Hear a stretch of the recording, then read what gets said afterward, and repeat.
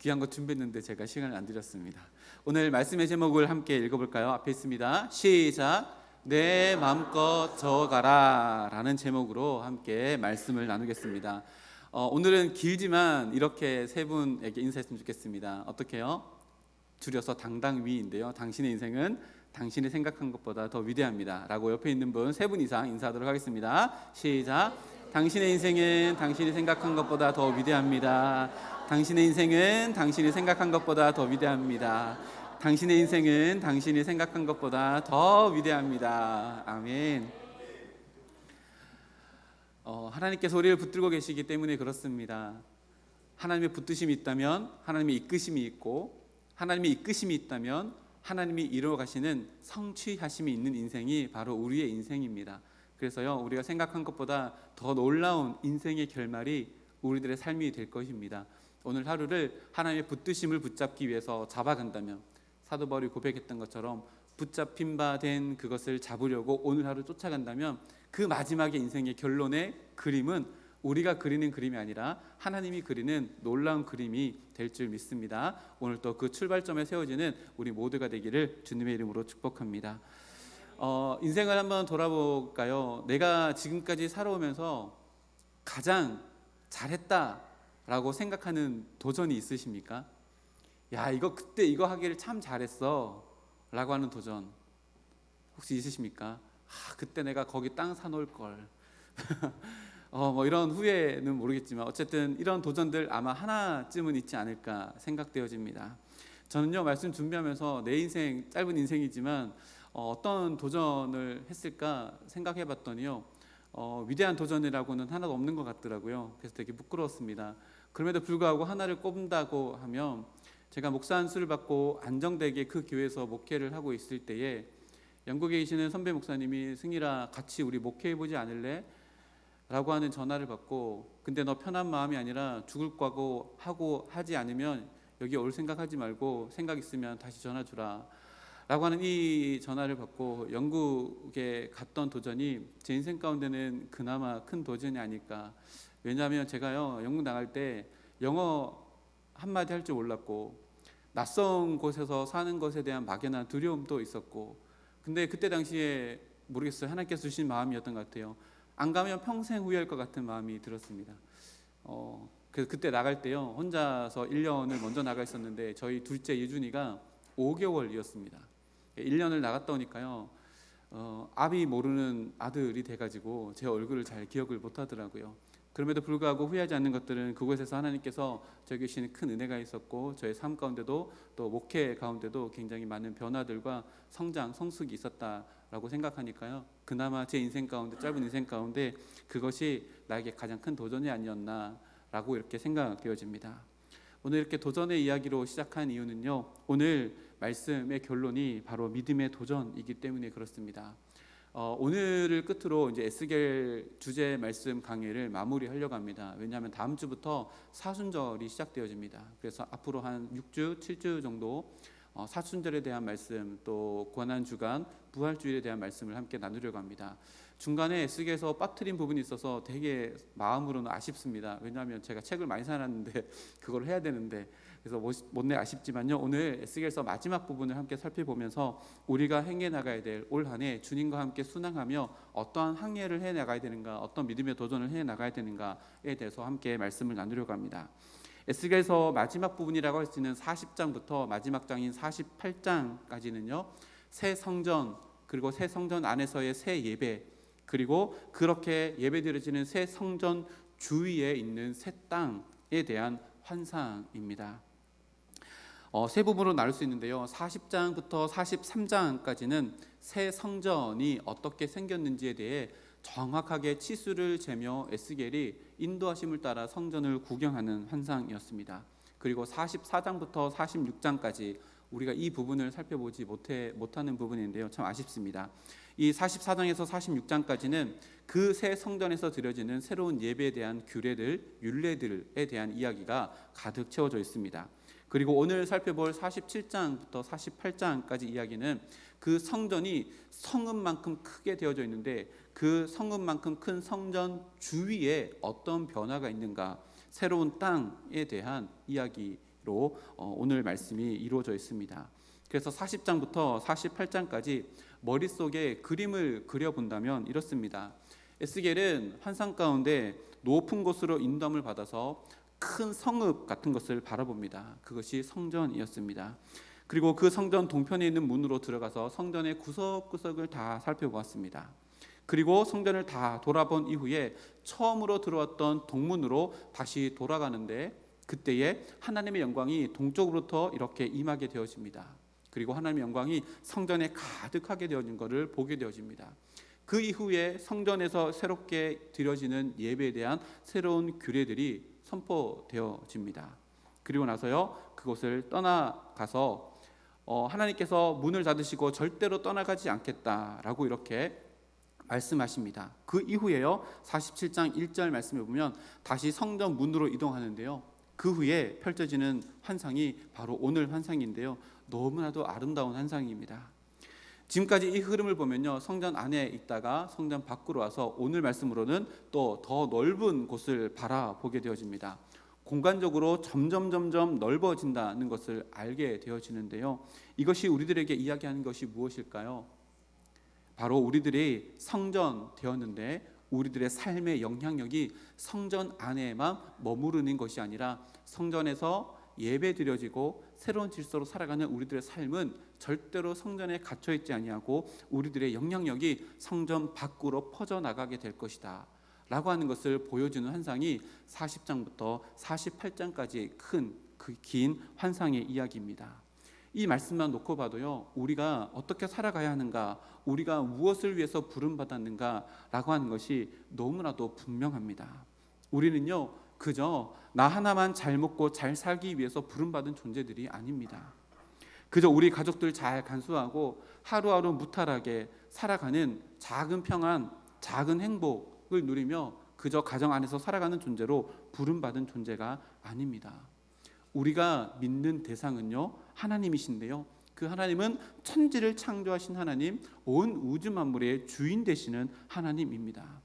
그런데 우리는요 그런 하나님을 믿으면서 각자 개인의 인생만을 바라보며 더 크고 위대한 하나님의 뜻 안에서 내 삶을 바라봐야 하는데 우리의 시선은요 너무나도 근시안적입니다. 우리의 기도도 바라보면요 우리의 기도는 분명한 한계선을 가지고 있다는 것도 깨닫게 되어집니다. 우리의 생각도 마찬가지입니다. 그 한계가 여실히 드러납니다. 우리가 기도하며 간구하는 은혜의 간구도요 나와 나 가정을 넘지 못하고 고작 우리 교회, 고작 내가 일하는 직장, 고작 내가 있는 이 나라와 이 땅에 머무를 때가 너무나도 많습니다. 예수님은요 제자들을 부르셨습니다. 나를 따르라 라고 부르시고 승천하시면서 이제 가서 제자 삼으라 라고 명령하셨습니다. 복음이 제자들의 마음을 변화시켰습니다. 그리고요 복음은 제자들을 통해 세상을 변화시키기를 주님께서 원하셨다는 뜻입니다. 이것이 하나님의 뜻이요 하나님의 창조의 섭리일 뿐만 아니라 우리에게 요구하시는 사명입니다.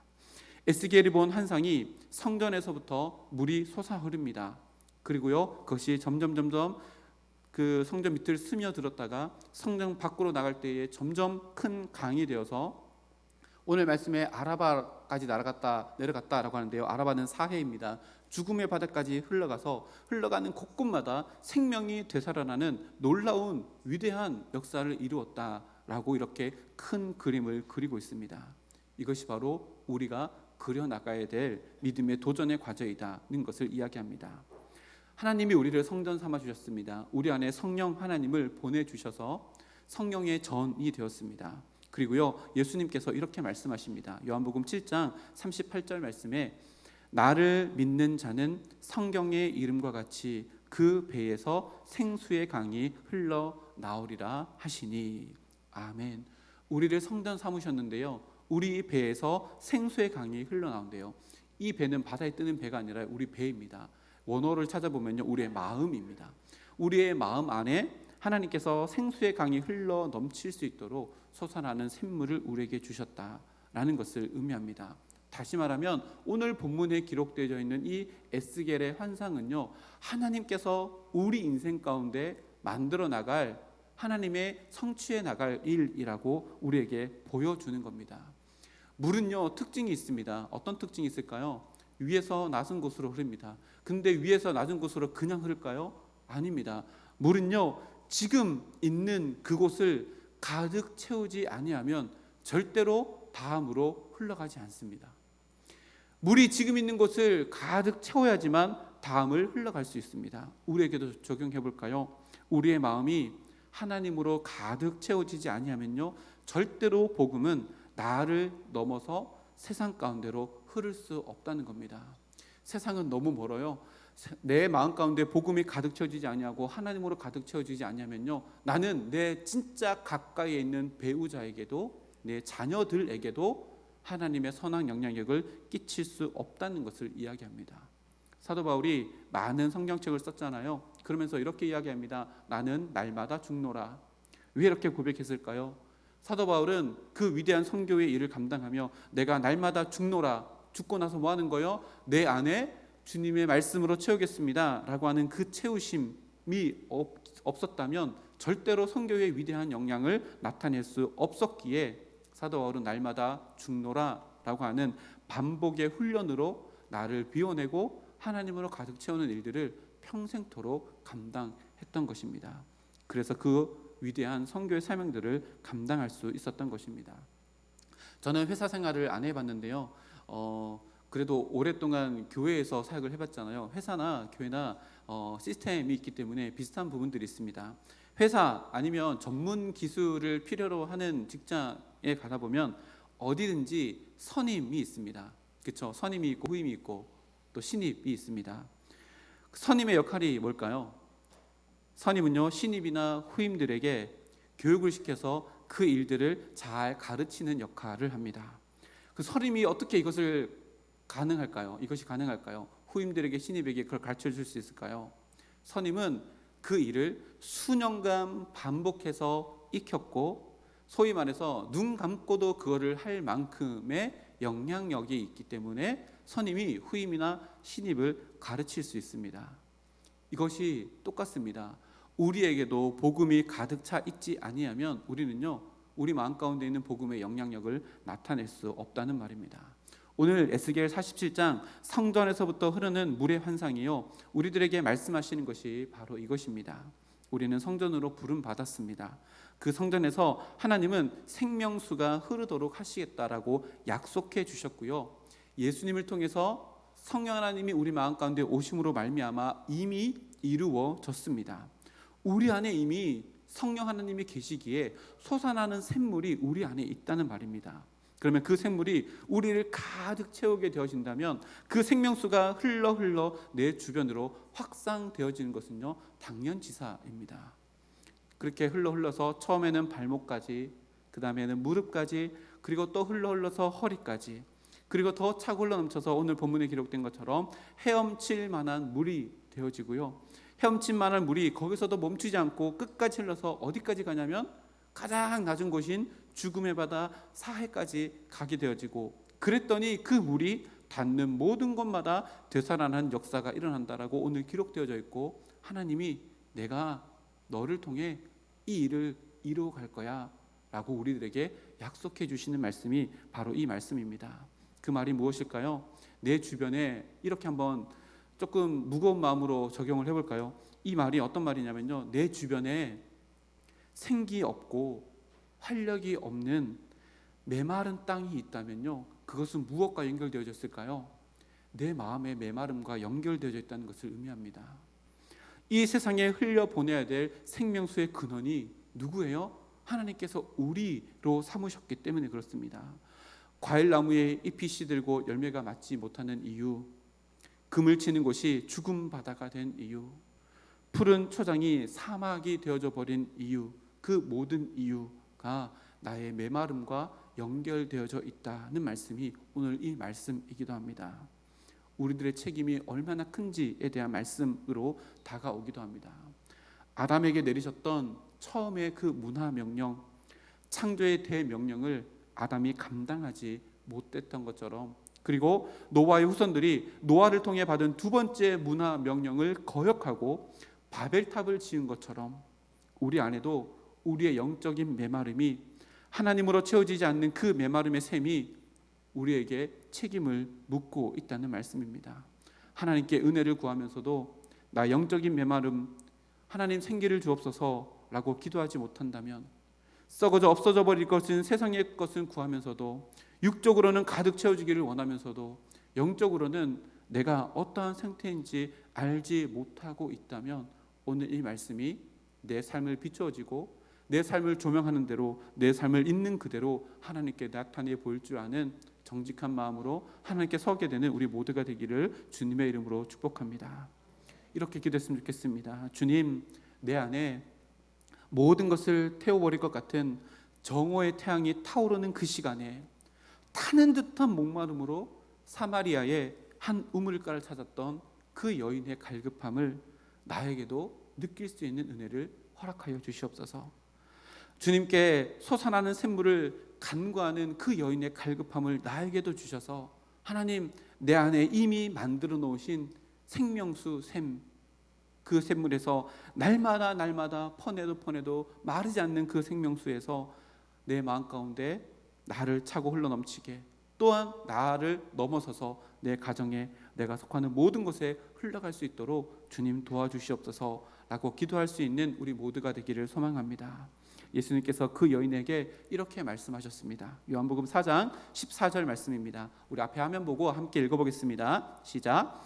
내가 주는 물을 마시는 자는 영원히 목마르지 아니하리니 내가 주는 물은 그 속에서 영생하도록 솟아나는 샘물이 되리라. 아멘. 오늘 말씀을 들으며 이 솟아나는 샘물에 끼어있던, 덮여져 있던 모든 낙엽들 다 치워버리고, 다 오물들 다 치워버리고, 한 바가지 두 바가지 퍼내고 퍼낼수록 더 많은 생명수 샘이 내 안에서 솟아나는 것을 경험할 수 있는 오늘 이 예배 시간 되기를 주님의 이름으로 축복합니다. 오늘 말씀을 한번 가만히 생각해 볼까요? 처음부터 큰 물이 성전에서 흘러나오지 않았습니다. 1절, 2절 말씀을 보니까요, 그 문지방 밑에서, 성전의 문지방 집에서 물이 나오는데요, 2절 말씀을 보니까 오른쪽으로 스며 나오더라 라고 이렇게 기록합니다. 처음부터 칼칼칼 솟아난 게 아니라요, 땅 밑에서부터 서서히 이렇게 스며 나왔다라고 이렇게 기록합니다. 처음에는 많은 물 아니었고요, 작은 물로부터 시작되었습니다. 우리가 해야 될 믿음의 도전이 여기에서부터 시작되어집니다. 오늘 지금 이 시간에 우리 마음속에 있는 생명의 샘물, 그것이요, 나를 스며 들도록 우리를 그 출발점에 세워서 한 바가지 퍼내는 믿음의 도전들을 해 나가야 합니다. 은혜에 젖어드는 겁니다. 가랑비에 옷이 젖듯이 말입니다. 그렇게 나로부터 스며 나와 나를 채우고, 나를 넘어서서 멈추지 않고 흐르게 할 수 있는 것, 그것은 어디서부터 출발이에요? 내가 은혜에 젖어드는 것으로부터 시작입니다. 그래서요, 우리 이렇게 한번 옆에 있는 분들과 축복하며 선포했으면 좋겠습니다. 솟아나는 샘물로 살아갑시다. 생명수를 흘러보냅시다. 우리 힘차게 외치며 옆에 있는 분들 축복하겠습니다. 시작. 솟아나는 샘물로 살아갑시다. 생명수를 흘러보냅시다. 아멘. 이렇게 살아가기를 소망합니다. 오늘 말씀을요, 조금 더 깊이 있게 들어가 보겠습니다. 오늘 성경책에 보면 단락이 동그라미로 나누어져 있잖아요. 보니까요, 1절에서 5절까지가 나누어져 있고 6절부터 12절까지가 구분되어져 있습니다. 말씀을 묵상하면서요, 이게 마치 대나무의 마디처럼 느껴졌습니다. 여기까지가 한 마디구나, 여기까지가 딱 한 마디구나, 이렇게 구분되어졌는데요. 그래서 이렇게 묵상해 봤습니다. 1절에서 5절까지가 중간 목표, 그리고 6절부터 12절까지가 궁극적인 우리가 해야 될 최종 목표, 중간 목표를 만들어 놓으셨다라고 이렇게 묵상이 되었습니다. 그래서 1절에서 5절까지 보니까요, 에스겔은 하나님은 에스겔을 데리고 성전 문으로 갑니다. 그리고 성전 동문에 이르렀는데요, 문지방에서부터 물이 스물스물 스며 나옵니다. 서서히 동쪽으로 흘러다가 그 물줄기가 서서히 제단 남쪽으로 계속해서 흘러갑니다. 그리고 2절 말씀을 보니까요, 북문으로 가는데 아직까지는 스며 나오는 수준으로만 나옵니다. 그러다가요, 동쪽으로 내려가면서 천척을 측량합니다. 지지난 주에 배웠던 거, 한 척이 여기서부터 여기까지가 한 규빗인데, 여기에다가 손바닥 하나를 더 대면 한 척이잖아요. 그래서 53.3cm라고 했습니다. 그럼 천척이면 530m 정도 됩니다. 성전에서 530m 가가지고 딱 쟀더니요, 어디까지 와요? 발목까지 옵니다. 거기서 또 천척을 500m 정도를 더 갔더니요, 무릎까지 옵니다. 그리고 또 더 천척을 갔더니 허리까지 옵니다. 그리고 또 천척을 갔더니 5절 말씀을 보니까요, 물이 가득하여서 헤엄칠 만한 물이 되었다라고 이렇게 기록합니다. 그 뒤에는 이제 더 놀라운 역사가 있는데요, 마치 말씀을 묵상하면서 여기를 단락으로 딱 나눠져 있는 게 하나님께서 중간 목표를 우리에게 주시는 것은 아닌가라는 생각이 들었습니다. 그러면서요, 야, 이거 하나님의 센스 아닐까라고 하면서 제 마음 가운데 뭔가 모를 따뜻함과 포근함이 느껴졌습니다. 왜냐하면요, 우리는 이 중간 목표의 유익을 너무나도 잘 압니다. 우리 다 부모님이잖아요. 자녀를 다 키우잖아요. 아이들에게 숙제가 이만큼 있습니다. 그럼 아이들이 숙제가 너무 많아가지고 나 도저히 못하겠어, 지레 겁먹고 안 하게 되어져요. 그럼 현명한 엄마들은 어떻게 해요? 이만큼이 아니라 야, 요만큼만 해보자 해가지고 중간 목표를 세웁니다. 그러면요, 요만큼은 할 수 있을 것 같거든요. 한 30분만 하면 할 수 있을 것 같아요. 그래서 중간 목표를 세워가지고 그것을 하면 성취감을 느낍니다. 그러면 또 뭐 하는 거예요? 요만큼 했다가 요만큼의 중간 목표를 또 세우면 아이들은 그걸 합니다. 근데요, 최종 목표가 이만큼인데 야, 빨리 앉아서 해 라고 하면 이 너무 커가지고 못하지만 중간 목표, 중간 목표, 중간 목표가 있으면 한 걸음 한 걸음 한 걸음 성취감을 느끼며 그것을 행해 나갈 수 있잖아요. 말씀을 묵상하면서 여기까지가 마치 중간 목표가 아닐까? 우리가 해야 돼, 너무 저기까지 가면 가랑이 찢어질 수 있지만 여기까지는 도전해 볼 수 있지 않을까? 또 여기까지는 도전해 볼 수 있지 않을까라는 생각이 들었습니다. 그래서 이렇게 생각을 하고요, 내 생각이 틀렸지 않을까? 주석을 막 찾아봤는데요, 이렇게 해석하는 분이 없을까? 막 찾아봤는데요, 없더라고요. 그래서 뭐 없어도 주석이 없는데 나에게 주신 마음이니까 하며 이렇게 말씀을 함께 나눕니다. 우리에게도요, 그런 중간 목표를 주님께서 주십니다. 그 중간 목표가 뭐예요? 처음에는 발목, 그 다음 무릎, 그 다음 허리, 그 다음 헤엄칠 만한 곳, 단계마다 중간 목표를 이루어간다면 우리의 믿음의 성취감으로 말미암아 우리가 더 놀라운 도전을 행해 나갈 수 있지 않을까라는 마음으로 느껴졌습니다. 그러면 중간 목표가 뭘까? 오늘 결단 찬양으로 302장 찬양을 할 텐데요, 302장 가사가 이렇습니다. 한번 볼까요? 앞에 화면에 있는데요, 내 주 하나님 넓고 큰 은혜, 저 큰 바다보다 깊다. 너 곧 닷줄을 끊어 깊은 데로 저 한가운데로 가보라. 2절입니다. 왜 너 인생은 언제나 거기서 저 큰 바다 물결 보고 그 밑 모르는 깊은 바닷속을 한번 헤아려 안 가나. 1절 2절 말씀 보니까요, 계속해서 뭐 하는 거예요? 깊은 데로 계속 가라는 거예요. 해안선에 묶여있는 그 닷줄 끊어버리고 계속해서 깊은 데로 가라, 깊은 데로 가라, 깊은 데로 가라 말합니다.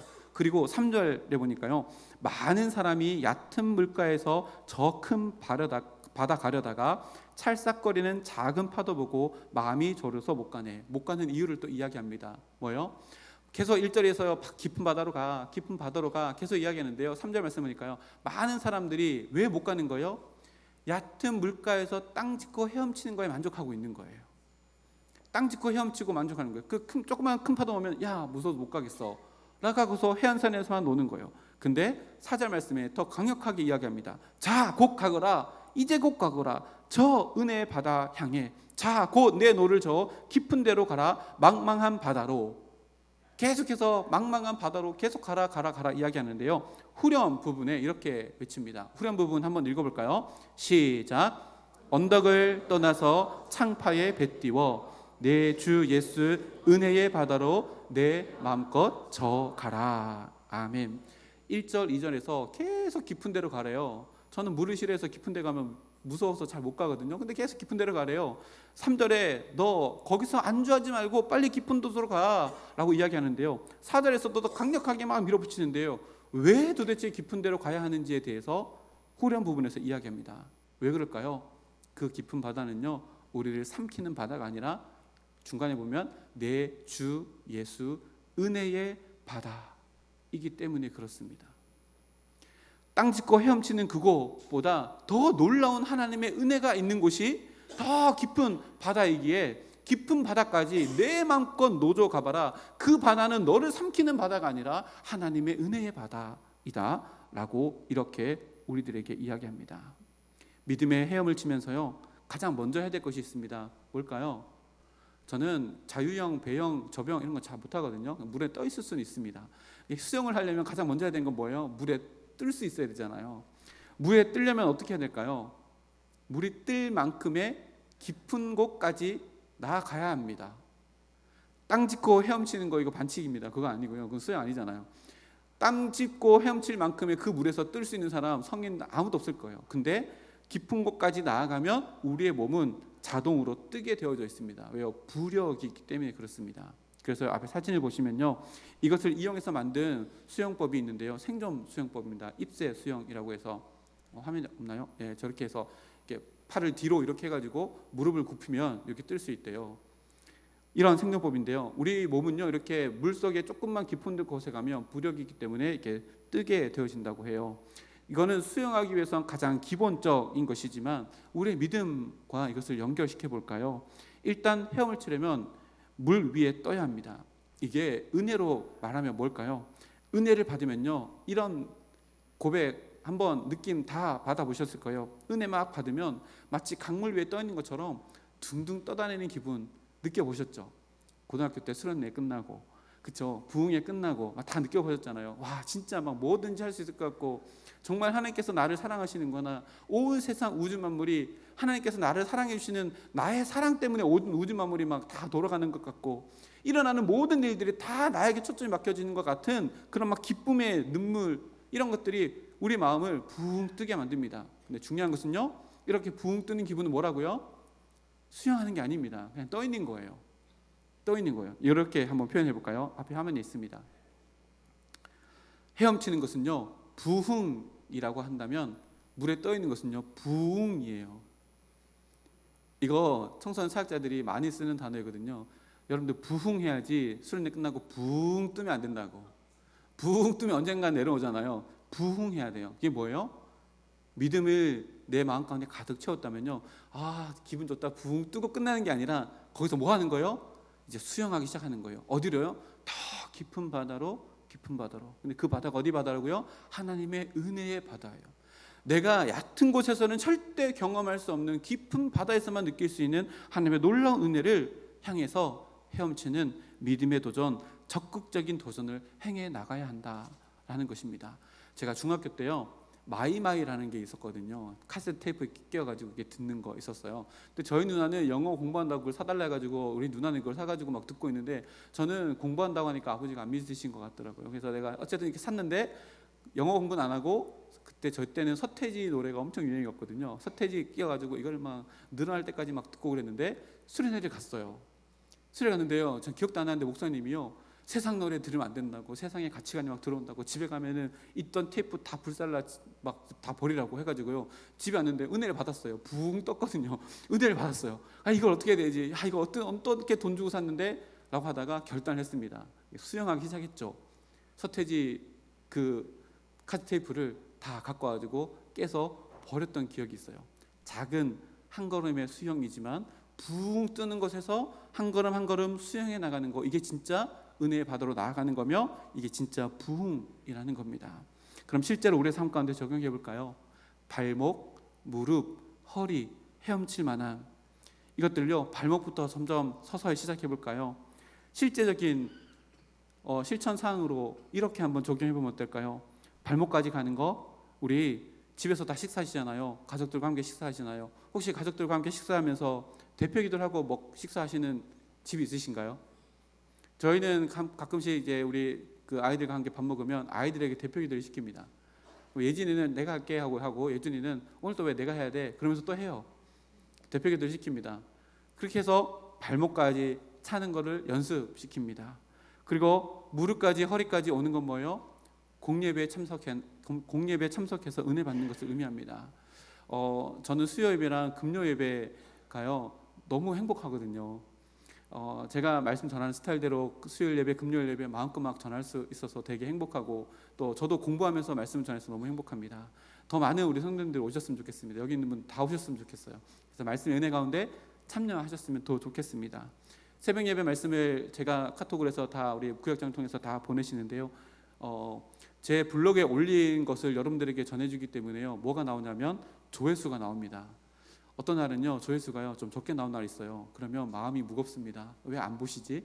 말씀을 보셔야 될 텐데 하고 이렇게 마음이 무겁습니다. 그것도 다 하나하나 읽으면서 우리의 마음 가운데 하나님의 말씀이 발목, 무릎, 허리 그리고 점점 채워질 수 있도록 우리를 하나님의 은혜로 다 내어드려야 합니다. 이 작은 믿음의 도전들이요 우리의 삶 가운데 더 풍성하게 일어날 때에 우리는 헤엄칠 수 있게 되어지고요 더 깊은 바다로 나아가 하나님께서 더 깊은 바다에서만 주실 수 있는 은혜와 놀라운 역사를 경험하게 되는 줄 믿습니다. 시간이 많이 갔는데요 이 작은 중간 도전 다음에 6절부터 12절까지 위대한 도전이 우리를 기다리고 있습니다. 8절 말씀 보니까요 성전 문지방에서 시작된 물이 흐르고 흘러 어디까지 가냐면 아라바까지 갑니다. 이 아라바는 사해 근처에 가장 저지대에 있는 지역인데요 낮은 곳으로 흐르다 보니까 낮은 곳 가서 아라바까지 갑니다. 그리고 10절 말씀 보니까요 엔게디에서부터 에네글라임까지 갑니다. 엔게디와 에네글라임 여기는 사해 서쪽에 위치한 마을입니다. 어촌 마을이죠. 근데 사해가 죽은 바다이기 때문에 고기를 낚을 수 없었는데 지금은 거기에 물이 차가지고 고기를 낚을 만한 곳이 되었다라고 이렇게 이야기합니다. 사해는요 마이너스 400입니다. 마이너스 400 해수면보다 마이너스 400 낮은 곳입니다. 그리고 사해는 소금이 일반 바닷물보다 10배나 더 짜다고 해요. 근데 여기에 물고기가 살려면 그것을 희석할 만큼의 10배의 물이 다 들어왔다는 것을 의미하잖아요.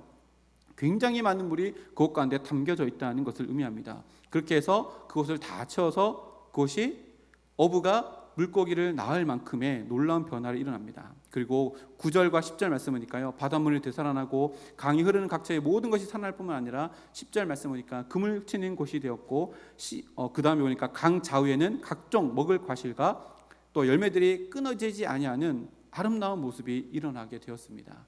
여러분 이것이요 단순히 환상이 아니라요 이미 우리 가운데 이루어진 일입니다. 무슨 말일까요? 이게요 복음의 확산을 의미합니다. 복음의 전파는요 예수님으로부터 시작되었습니다. 제자들에게 스며들었고요 성령 하나님께서 성령님을 받은 이 제자들 통해서 서서히 예루살렘을 적시기 시작했습니다. 그래서요 예루살렘에 박해가 오고 난 이후에 디아스포라 흩어진 성도들이 예루살렘을 떠나면서 가는 곳곳마다 도시마다 어떤 일이 일어나요? 오늘 말씀의 기록처럼요 도시들이 살아나고 잃어버린 하나님의 백성들이 돌아와서 또다시 열매를 맺게 되는 놀라운 역사를 이미 우리가 경험하고 있습니다. 그 증거가 뭐예요? 바로 저와 여러분들이 그 증거입니다. 처음에는요 예루살렘에서부터 시작됐습니다. 그러나 지금 나에게까지 증거되었다면 그 다음은 뭘까요? 우리가 이제 그 중심 역할을 해서 헤엄칠 차례이고 더 깊은 바다로 주님과 함께 항해해 나가야 되는 것이 우리의 사명이라는 것을 이야기합니다. 말씀을 맺으면서요 한 가지만 더 말씀을 나누려 합니다. 우리 한번 찾아볼까요? 마지막 장인데요 48장 30절부터 35절까지 보면 에스겔서 마지막 장입니다. 여기 보면 30절부터 35절까지 거룩한 하나님의 성전을 품고 있는 새 땅을 둘러싼 정방향의 성읍에 12지파의 이름을 딴 12문이 있다라는 것을 선포하고 난 이후에 마지막 절을 이렇게 기록하는데요 마지막 절 우리 함께 읽어보겠습니다. 시작. 그 사방의 합계는 18,000척이라 그날 후로는 그 성읍의 이름을 여호와 삼마라 하리라. 아멘. 여호와 삼마로 그 성읍이 있는 땅의 이름이 바뀌는 것으로 에스겔서가 끝이 납니다. 여러분 이 땅이 원래 어떤 땅이었어요? 황폐한 땅이었습니다. 아무것도 없었어요. 근데 성전에 들어오고 난 이후에 성전 주변에 놀라운 변화들이 일어나는 땅이 되었고 하나님께서 그 땅을 여호와 삼마라고 이름을 바꾸어 주셨습니다. 여호와 삼마 어떤 뜻일까요? 여호와 하나님이 거기 계시다라고 하는 이름으로 바뀌었습니다. 이것이 무엇을 말할까요? 하나님께서요 내가 있는 그 모든 땅도 이렇게 이름을 바꾸시길 원하는 거예요. 우리의 가정도 여호와 삼마, 내가 일하는 그곳도 여호와 삼마, 내가 친구를 만나는 그 자리도 여호와 삼마, 내가 기도하는 그 모든 자리도 여호와 삼마가 되기를 원하십니다. 어제 청년부 수련회를 하면서요 영화를 한 편 봤습니다. C.S. 루이스가 쓴 앞에 있는데요 나니아 연대기라고 하는 영화입니다. C.S. 루이스는 기독교 작가입니다. 그래서 이 영화 안에요 모든 기독교적인 요소들, 가치들, 개념들을 다 포함하고 있습니다. 영화가 끝나고 나서 여기에 있는 장면마다 성경적 어떤 가치가 담겨져 있는지에도 함께 말씀을 나눴는데요 여기에 보면 처음 시작이 이렇습니다. 전쟁이 일어납니다. 전쟁이 나서 부모님들이 자녀들 4명이 있는데 자녀들 4명이 전쟁과 멀리 있는 시골에 자기 먼 친척 중에 한 명이 교수님인데 교수님이 있는 그곳으로 집을 4남매를 보냅니다. 그 4남매가요 낯선 곳에 왔잖아요. 너무 심심해가지고 우리 숨바꼭질 할까? 라고 하고 일어나는 일들이 이 영화인데요. 제가 짧게 영상을 준비했습니다. 한번 보고 말씀을 맺도록 하겠습니다. 4명의 아이들이 기차를 타고 떠나고 있습니다. 첫째 피터, 둘째 수잔, 셋째 에드먼드, 그리고 넷째 루시.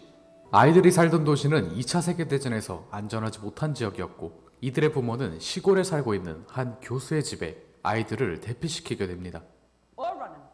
No improper use of the dumb waiter. 아이들은 짐을 다 풀고 루시가 심심했는지 숨바꼭질을 하자고 조릅니다. 루시는 숨을 곳을 찾다가 오래돼 보이는 장롱을 발견하게 되고 그곳으로 숨기 위해 들어가게 되는데 장롱 뒤에는 눈으로 덮인 나니아의 숲이 있었습니다.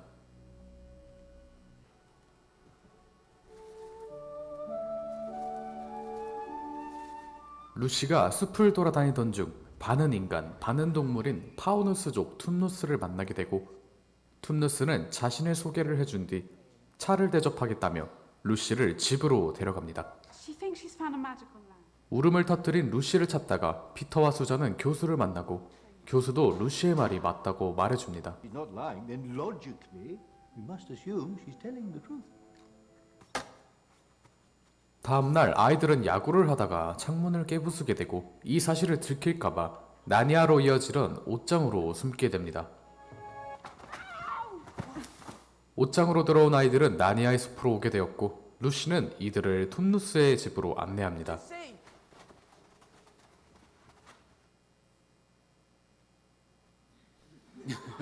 전쟁이 끝나고 아이들은 나니아의 새로운 왕으로 임명됩니다. Give you Queen Lucy, and to the clear northern sky, I give you King Peter. 아이들은 나니아에서 오랜 세월을 보냈고 어느새 성인이 되었습니다. 말을 타고 숲을 돌아다니다가 잊고 지냈던 옷장을 발견하게 되고 그들이 옷장으로 들어가자 현실 세계로 돌아오게 됩니다.